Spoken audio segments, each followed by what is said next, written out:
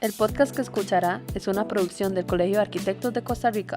Las opiniones expresadas en este espacio por parte de las personas invitadas no representan necesariamente las posiciones del CACR ni de sus profesionales. CACR Escucha, el podcast del Colegio de Arquitectos de Costa Rica para conectar con la comunidad. Hola, ¿cómo están? Soy Carla Jiménez y este es el podcast del Colegio de Arquitectos de Costa Rica, CACR Escucha. En mayo vamos a tener un evento muy importante y es la 18ª Bienal de Arquitectura. Y para hablar sobre este interesante tema, hoy tenemos un invitado muy especial. Él es el arquitecto Luis Alberto Monge Calvo. Bienvenido, Luis Alberto, al podcast del Colegio de Arquitectos de Costa Rica. Muchas gracias por la invitación.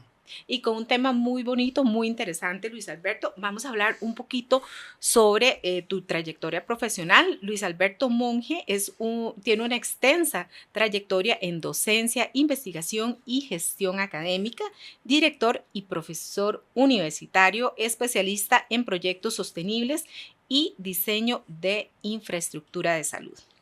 Investigador vinculado a redes internacionales, editor y autor de publicaciones en América Latina y España, impulsor de proyectos de divulgación arquitectónica y actualmente vicepresidente de la Junta Directiva del Colegio de Arquitectos de Costa Rica y coordinador de la Comisión de Comunicación de este colegio. Bueno, muchas gracias de nuevo por la invitación. Me parece oportuno encontrar estos espacios para hablar sobre la profesión, sobre saber disciplinar. Uh-huh. Así que, adelante. Y en este espacio para poder también hablar de la Bienal de Arquitectura. Y Luis Alberto, comencemos por identificar esa génesis, de dónde y por qué de las Bienales de Arquitectura. Haciéndolo general, porque las bienales no nacen con la arquitectura, nacen con las bienales de arte. Nacen como espacios para pensar tanto el arte como la arquitectura, más allá de la comercialización. O sea, y siempre hemos estado en un mundo donde las tendencias de la arquitectura o del arte o del diseño se mueven por la parte comercial, y en algún punto pues se hizo necesario salirse de esos convencionalismos, de esos, digamos, enmarcados que hace la parte comercial y buscar más profundamente. Entonces yo siento que son plataformas para la curaduría, para la investigación, para el debate, que de alguna manera generan esa pausa para poder generar discusión, porque eso es al final lo que nos interesa. No es solo un evento de promoción o de enseñar imágenes y etcétera, de proyectos, sino es vamos a ver, la génesis de todo, es esa posición crítica, esa discusión, ese debate. Correcto. Que creo que es siempre necesario en un saber disciplinar como el nuestro, que requiere constantemente de la retroalimentación y de la autocrítica. Porque si nos esforzamos muchísimo para presentar un proyecto, una Bienal de Arquitectura, pero no nos tenemos que quedar solamente en esa parte que llegamos a ver en un panel. O sea, el proyecto tiene que ir más allá y eso es parte del objetivo que tiene una Bienal de Arquitectura, en este caso que es el tema que estamos conversando, Luis Alberto. Sí, claro, muchas de las bienales a mí me parece que se parecen más a Expo Auto, a Expo Casa, esas cosas, ¿verdad? Donde se ha perdido un poco la esencia de la discusión y el debate, donde la arquitectura se aísla de los temas importantes y trascendentales del momento, y tal vez de mala forma, porque podría hacerlo de buena forma, está más, se siente más atraída hacia lo que es la academia, la curaduría y estas cosas, como un poco más del espectáculo en vez de el debate y la discusión. Volviendo a la primera pregunta, ¿para qué se hacen las bienales o para qué se originan? Para reunirnos a discutir. A ver ideas, a ver una serie, incluso no podemos desligarnos también de la parte tecnológica y la técnica en la forma de presentar los proyectos. Ahora bien, Luis Alberto, nos hemos ido alejando a través de los años de ese objetivo de las bienales de arquitectura, de esa génesis? Yo creo que en muchos aspectos las bienales de los países se vuelven como vitrinas, muy enfocadas en la parte internacional, en el atraer proyectos de otros países, en presentar proyectos, pero como en el caso de donde no hay curadurías, se vuelve irrelevante, porque entonces volvemos a todo ese convencionalismo y toda esa cuestión comercial que no es atractiva para la discusión o el debate, y se pierde la oportunidad. A mí me parece que la fama del evento no debería sustituir su razón de ser. O sea, participar de una bienal no debería ser solo por un tema de ego o de currículum, sino por un aporte. Yo creo que el saber disciplinar está dividido en diferentes, digamos, módulos o elementos.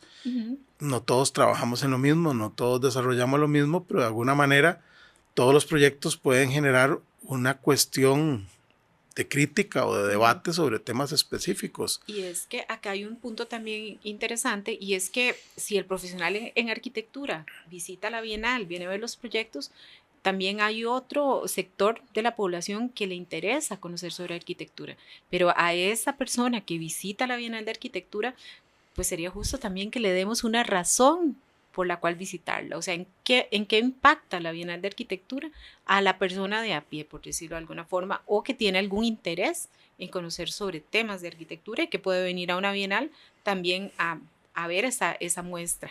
Ahí es uno de los temas que deberíamos trabajar más fuerte, porque yo creo que nos hemos vuelto autorreferenciables, ¿verdad? O sea, somos nosotros mismos una parte del gremio y no le estamos llegando a la gente. Me parece que si las discusiones fueran más profundas, que si los temas se manejaran de una manera mucho más crítica, la gente participaría, porque se vuelve atractivo ver hacia dónde va lo que estamos haciendo. Pero de nuevo, cuando se mezcla o se parece un poco a Expo Auto, Expo Casa, muestra más modas o muestra más clichés que en realidad ideas, y ese es un tema que hay que tener mucho cuidado.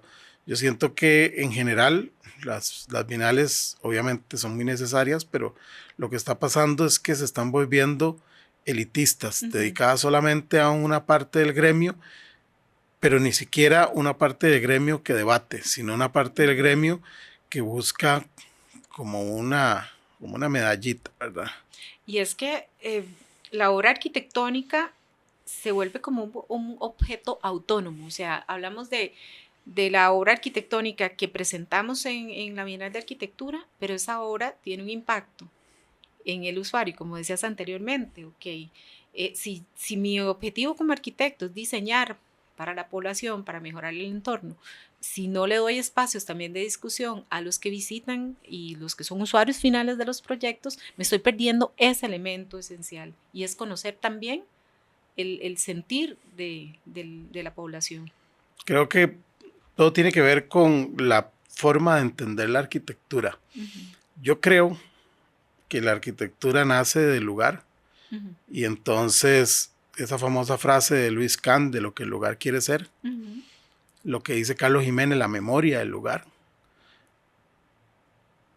y una proyección a futuro de lo que el proyecto quiere ser. O sea, tenemos algo que nos amarra en el sitio y tenemos algo que nos hace trascender más allá del sitio.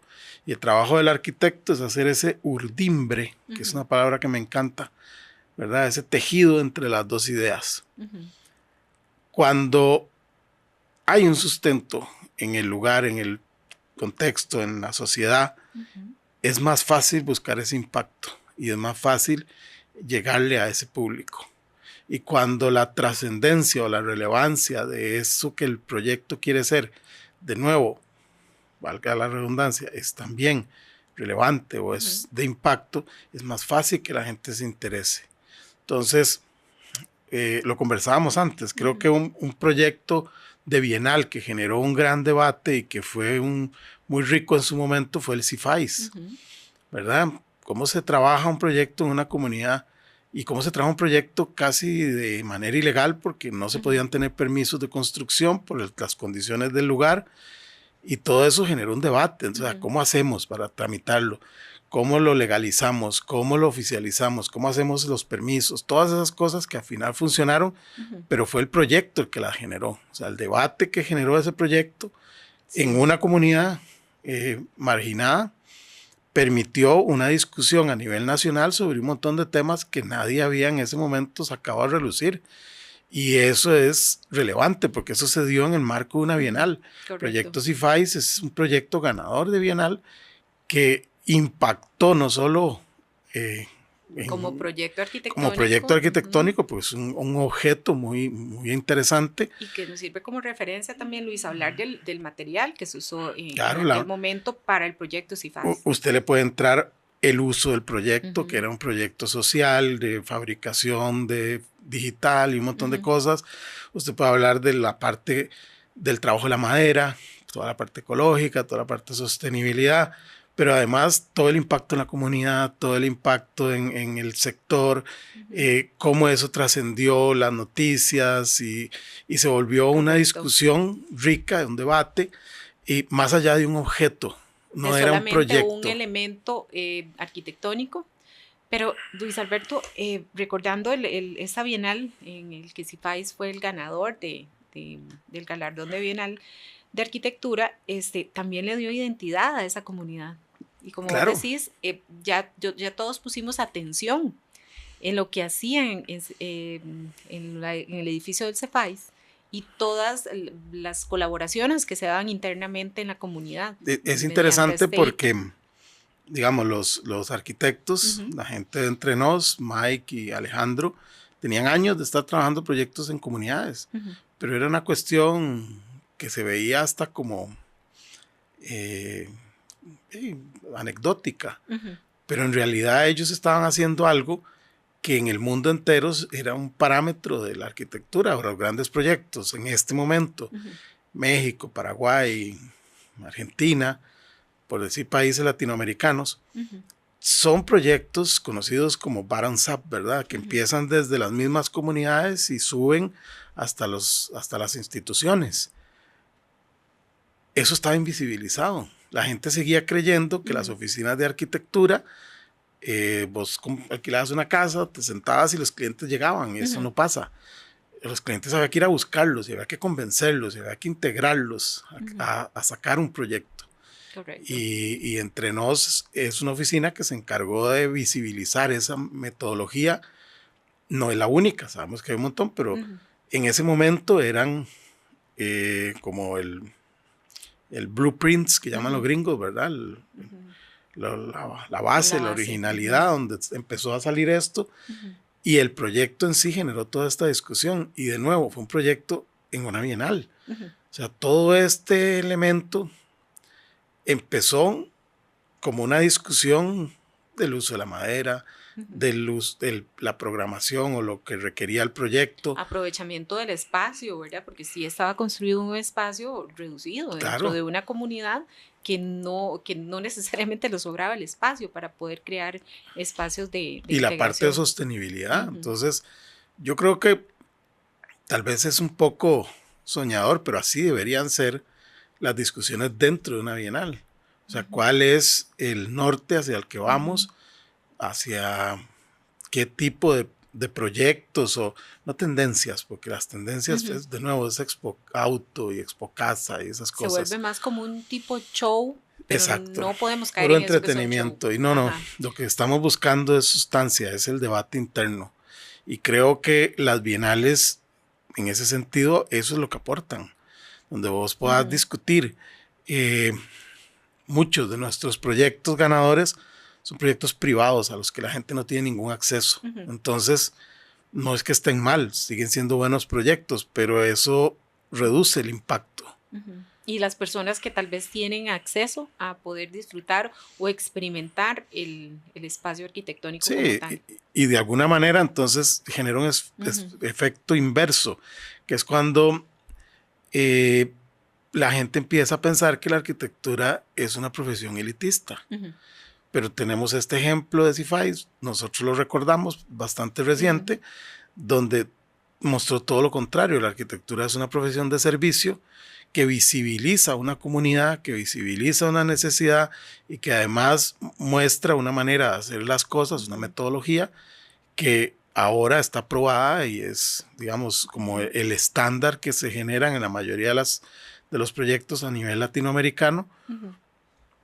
Y todo eso en el marco de una bienal, porque esa discusión, ese debate, esa discusión se da gracias a la proyección y al enfoque que el proyecto tuvo hasta llegar a ser el ganador.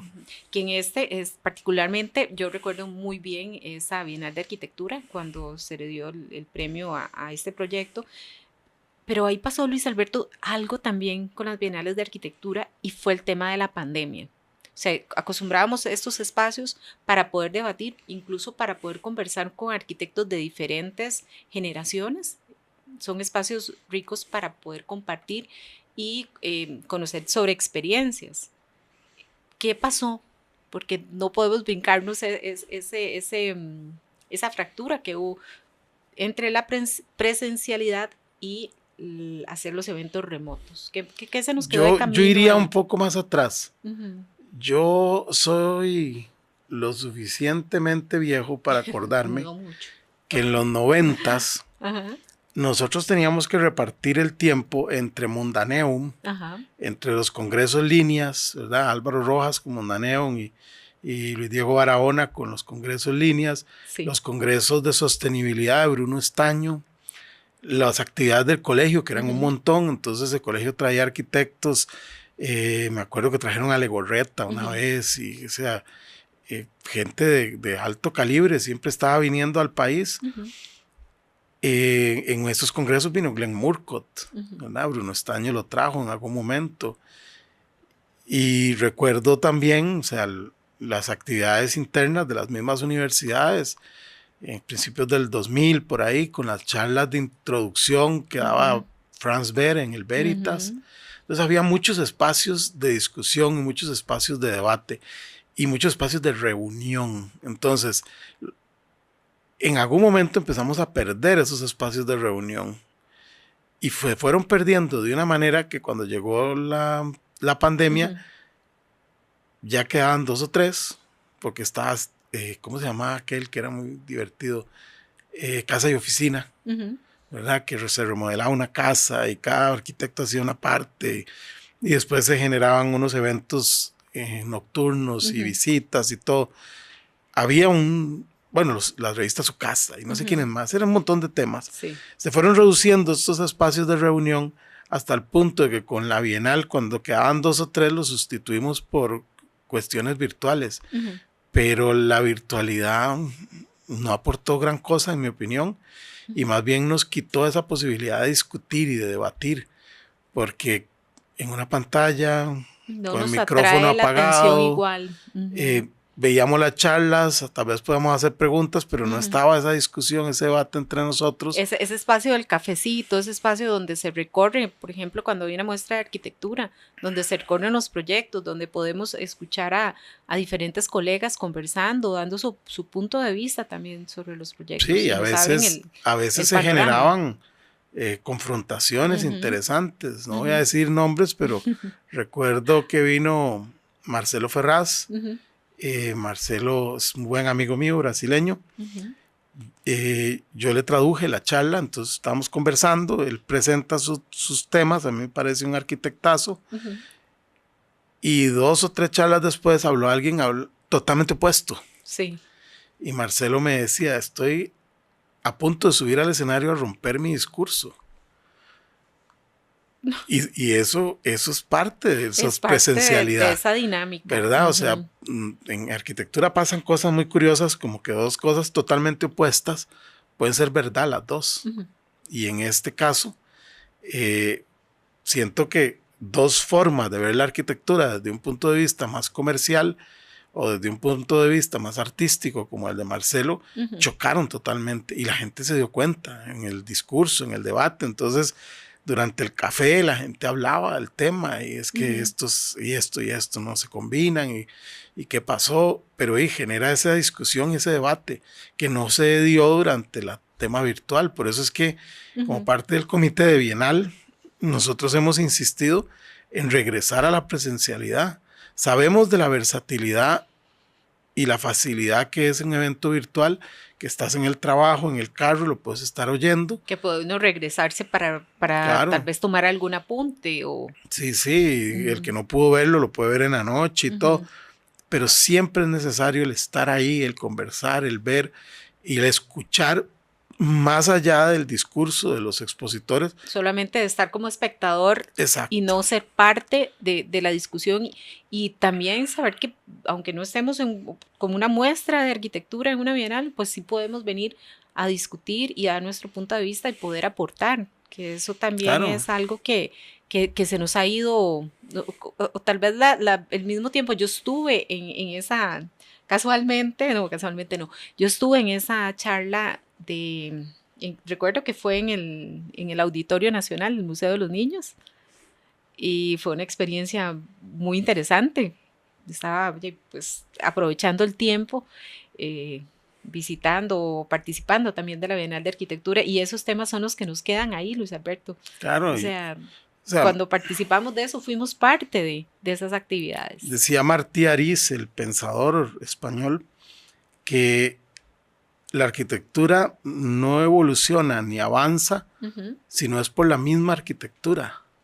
O sea, se necesita entrar, despiezar, desarmar la arquitectura, analizarla para poder seguir avanzando. No se puede avanzar sin ese ejercicio crítico de la arquitectura. Entonces, qué mejor oportunidad que tener 200 proyectos para poder generar ese ejercicio crítico. Creo que, si bien es cierto, la crítica ahora se ve muy mal, la gente Hay mucha sensibilidad. Se ha vuelto muy sensible, pero sí. Hay que diferenciar entre crítica y criticón. La crítica es una cuestión razonada, es una cuestión que la palabra crítica viene de la palabra crisis en latín, y lo que busca es eso, generar una crisis. Entonces,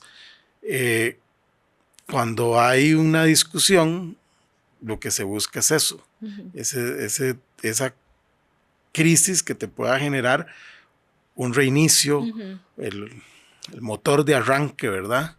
De algo nuevo.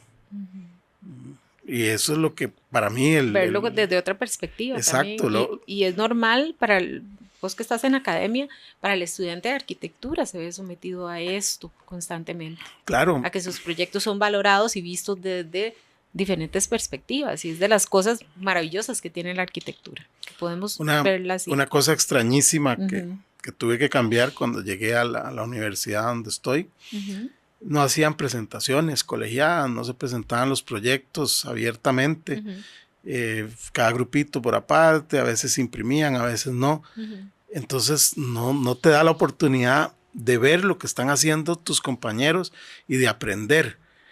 Las universidades en general exponen mucho los proyectos, todos los cuatrimestres. Un día de estos fue la actividad en Veritas, ¿verdad? De exposición de todos los proyectos, y eso al estudiante le genera esa posibilidad de crítica, a los profesores le genera esa posibilidad de crítica, y si vos estás en taller 4, vas a ir a ver lo que estás haciendo en taller 5 porque sabes lo que esperan de vos el próximo cuatrimestre. La Bienal debería ser algo así, ¿verdad? Donde yo también estoy haciendo casas igual que todos, entonces voy a ir a ver qué es lo que están haciendo y ver dónde puedo mejorar, qué son las cosas que puedo hacer diferente, materiales o lo que sea, pero desde una posición crítica. Yo hago hospitales, bueno, vamos a ver qué hospitales están aquí y qué es lo que presentaron y cómo están avanzando, y no solo en la de Costa Rica, o sea, hay Bienal en Chile, hay Bienal en Ecuador, hay Bienal en Buenos Aires, hay Bienal por todo lado, Honduras, está la Centroamericana, en La Barca. Se vuelve un ejercicio importante cuando usted tiene la posibilidad, desde una posición crítica, de ir y generar esto. No sé, el famoso debate de dónde nace el conocimiento es: los filósofos griegos se sentaban y unos debatían a favor y unos en contra. Y dar aportes y recibir aportes. Y ese choque generaba conocimiento, simple y sencillamente. Eso era. Y es al final lo que buscamos en estos espacios. Deben existir, Luis Alberto, las bienales de arquitectura, a pesar de que muchas veces lo vemos como un costo, porque lleva un esfuerzo económico, lleva un esfuerzo, por ejemplo, en el caso que se organiza en Costa Rica, el Colegio de Arquitectos de Costa Rica que organiza la bienal, pues lleva todo un esfuerzo. Ese esfuerzo es válido, ese esfuerzo es necesario. Yo creo que más que si deben existir o no, es cómo deben operar. Okay. Ahí es donde radica esto. Creo que debemos volver al debate, a la discusión. Tenemos que dejar de rehuirle a la crítica y empezar a vivir desde un enfoque más crítico, porque si no, no vamos a avanzar. Y creo que también una de las razones que vos lo mencionabas es el tema de que nos permite reunirnos, nos permite debatir temas, nos permite conversar sobre arquitectura, y si no conversamos, si no debatimos, no avanzamos. Entonces, eso es importante, pero también viéndolo desde el lado más positivo, es un laboratorio de experimentación. Y si se usa bien, y la academia y los profesionales lo usan bien, podemos generar debate de un montón de temas. Por ejemplo, inteligencia artificial. Yo estoy esperando ver ese debate en las bienales.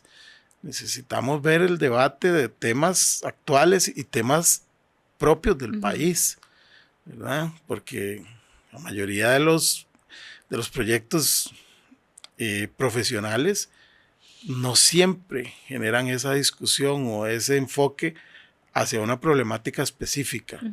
Pero a veces los proyectos universitarios o los proyectos no construidos sí.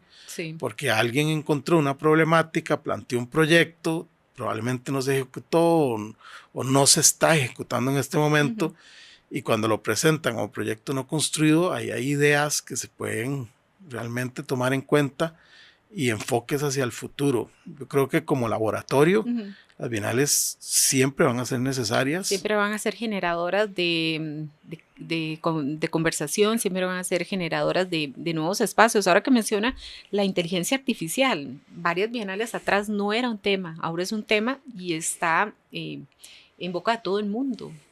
Esta bienal o las bienales a las que tengamos la oportunidad de participar ya nos traen contenidos nuevos. Claro.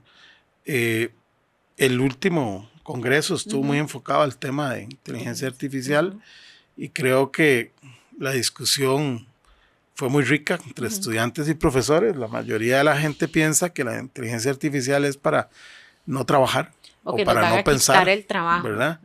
Entonces, inteligencia artificial, escríbame este artículo. Inteligencia artificial, hágame este dibujo. Inteligencia artificial, hágame este render. Pero eso es reducir tu propio pensamiento. Debería ser un complemento, un compañero, alguien que te apoye a generar más y mejor. Que sea un aliado positivo, un aliado estratégico. Digamos inteligente, por eso se llama inteligencia. Cuando uno hace las cosas inteligentemente, reduce el esfuerzo. Entonces, pues, ¿de qué manera nos puede ayudar a reducir el esfuerzo, pero no eliminarnos la creatividad y no eliminarnos las ideas y el pensamiento? Porque si todo lo va a hacer una máquina, entonces, ¿dónde está el estudio? ¿Dónde está la capacidad? Y hay gente que cree que nos van a sustituir porque está tan convencido de que el producto que hace una inteligencia es mejor que el que hace una persona que piensa. Pero yo estoy convencido de que es todo lo contrario. La combinación de los dos puede funcionar muy bien. Para exigirnos pero más y al mejorar. buen diseñador no lo va a sustituir nunca una inteligencia artificial. Puede potenciar su creatividad. Lo puede potenciar y le puede mejorar su productividad. Y entonces en vez de tener 20 empleados, pues tener 5 y producir mucho más proyectos. Puedes hacer proyectos más rápidos porque el render ya no se vuelve un producto final. El render se vuelve un producto de proceso. Puedes ir viendo paso a paso cómo va avanzando el proyecto y no esperarte hasta el final porque dura 8 horas generándose en una computadora. Lo haces en 5 minutos y está listo. Entonces puedes ver el proceso, puedes evolucionar y avanzar más rápido. y poder ver ideas más rápido con los clientes. No de, bueno, voy a la oficina, dibujamos algo y volvemos. Lo podemos ver en línea, lo podemos incluso resolver ahora. y en unos minutos se lo enseñamos. Muchas oficinas trabajan de esa manera. En tiempo real, incluso. Pero no es sustituir al arquitecto ni sustituir al diseñador, porque por lo menos siempre va a haber dos trabajos, el que escribe el prompt y el que lo revisa. Y el que le da el contenido también a ese prompt. Entonces, pero es un tema, por ejemplo, que puede fácilmente enfocar una discusión en la próxima Bienal. Ahora bien, Luis, espacio de Bienal es para todos, o sea, para profesionales, para estudiantes, para profesionales que apenas están comenzando. Vos que estás en la academia, un mensaje para las nuevas generaciones que participen de estos eventos. A veces nos da un poquito de pereza irnos a venir, por ejemplo, a la sede central del Colegio Federado de Ingenieros y Arquitectos, donde por muchos años se ha hecho la Bienal o otros espacios dentro de San José. Invitarlos a participar, a que se vuelvan también generadores de esa retroalimentación que se da a una Bienal. Yo tuve un profesor en Chile que escribió un libro muy interesante. Él hablaba que la arquitectura es como un espejo y como un manto. El manto es una cuestión utilitaria que usted todos los días necesita. Vivienda, salud. Todos los días y hablamos también de espacio público. Espacio público, son cosas que usted ocupa todos los días y que tienen que funcionar. Porque ¿verdad? eso es lo que me mejora el día, literalmente. Pero también es espejo. Y refleja todos los avances y todos los conocimientos y toda la evolución de la sociedad. Y es cuando aparece un Guggenheim de Bilbao o el de Nueva York, por ejemplo. Esos proyectos ancla que se vuelven icónicos y que son relevantes por toda la discusión que generan alrededor. Los dos son válidos, ¿verdad? La vivienda social es un tema que debería ser discutido también en las bienales y también en las universidades, tanto como los grandes proyectos icónicos. Y creo que en ese sentido, siendo espejo y motor del avance de la arquitectura, deberíamos participar en eventos como este, todos los eventos que requieran reunión de arquitectos y discusión del tema, porque nos ayuda a imaginar mejor. Yo creo que ya desde ahí es importante y llevarlo a otras comunidades, llevar la Bienal a otras regiones o sectores fuera del Valle Central es también un ejercicio de autocrítica, porque nos permite ver que no estamos discutiendo. Y qué está pasando en otras comunidades. Exacto, hay muchos problemas sociales, muchos problemas que tienen que ver fuera del Valle Central, que no están siendo parte del debate, de la discusión de un evento como la Bienal. Y llevar este evento a las comunidades nos permite a nosotros entrarle a esa discusión. O sea, ¿qué nos está faltando? ¿Dónde es que tenemos que apuntalar más o generar más debate o discusión? Y es, de nuevo, un ejercicio de autocrítica. Tanto lo que pasa a nivel profesional o de ejercicio profesional como expositores o los que llevamos proyectos, sino también de las personas que participan. O sea, si las personas no participan, no discuten y no debaten, no tiene ningún sentido. Entonces necesitamos esa participación. Y creo que salirse de la zona de confort, de desarrollarlo siempre en San José, nos abre esa posibilidad. Que la gente levante la mano y diga, están dejando esto de lado. Y que incluso las comunidades participan. Ya tuvo como un plan piloto en el Congreso de Arquitectura 2025, que se tomó en cuenta la comunidad, que se trabajó en el sector de Punta Arenas. Y este año, Luis, invitar también a los colegas de regionales para que participen, se informen de las actividades que también van a darse en el marco de la Bienal de Arquitectura. Creo que es importantísimo en el sentido de que nosotros en esa posibilidad de reunirnos, de discutir, de debatir, de ser críticos, podemos crecer y podemos crecer todos, no solo los del Valle Central, ¿verdad? Me parece que es interesante, es importante Y ese acercamiento creo que tiene mucho sentido con las tendencias. Y lo hablamos con el proyecto de CIFAIS, que es un proyecto que nace de una comunidad, ¿verdad? Y un enfoque de una oficina que sabe lo que está haciendo. Nosotros como profesionales podemos, desde diferentes comunidades, entender la arquitectura de maneras distintas y generar ese debate, esa discusión que nos ayude a avanzar. A mí, Felo García, antes de morir, bueno, no sé si saben, pero Felo era muy amigo mío y yo era su biógrafo, entonces nos reuníamos mucho en su casa o lo que fuera. Después de la pandemia, menos porque él se enfermó, pero antes de morir nos reunimos un par de veces y Felo una vez me dijo, hay que hacer algo, el medio está muy dormido. Es más, está más dormido que cuando yo llegué de Inglaterra. Sí. Y creo que por algo le decían el adelantado, ¿verdad? Sí. Felo estaba muy claro de que estamos en algún momento en una zona de confort y no estamos avanzando, no estamos generando crítica, no estamos generando debate. Y todo se enfriaron las reuniones, se enfriaron los grupos, se enfriaron los debates, las discusiones, las posiciones de proyectos y se empezó a volver más convencional, más comercial, más espectáculo y no eso no nos dejamos aporta. de lado esa parte y ese efecto transformador que deben tener este tipo de eventos, Luis Alberto. Exactamente. Bueno, Luis, muchísimas gracias por acompañarnos en este podcast del Colegio de Arquitectos de Costa Rica. La invitación para que nos acompañen en la Bienal de Arquitectura, busquen la información de la Bienal de Arquitectura 2026 en las páginas y redes sociales del Colegio de Arquitectos de Costa Rica, hacerles la invitación a todos los que nos quieran acompañar y, repito, ser parte de este efecto transformador que trae la Bienal de Arquitectura.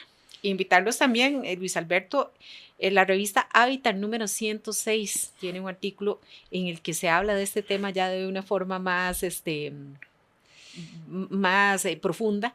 Invitarlos también a que vengan a la actividad y puedan conseguir la revista. Sí, claro, bueno, ahí aprovechamos, somos el editor de la revista y los editoriales tienen una posición muy crítica y estos temas que conversamos aquí están todos expuestos en la revista 106 que va a salir durante la Bienal. Para que sea un motivo, además de no perdérsela y de participar. Estudiantes de arquitectura, profesionales en arquitectura, público en general. Tienen un espacio acá y en las regionales que averigüen sobre todos los detalles. Luis Alberto, muchísimas gracias nuevamente y a usted que nos acompañó en este podcast, muchísimas gracias. Si el contenido del podcast es de interés de alguien conocido, compártalo y ayúdenos a difundir la información en arquitectura. Recuerden que tenemos una cita en nuestro próximo episodio.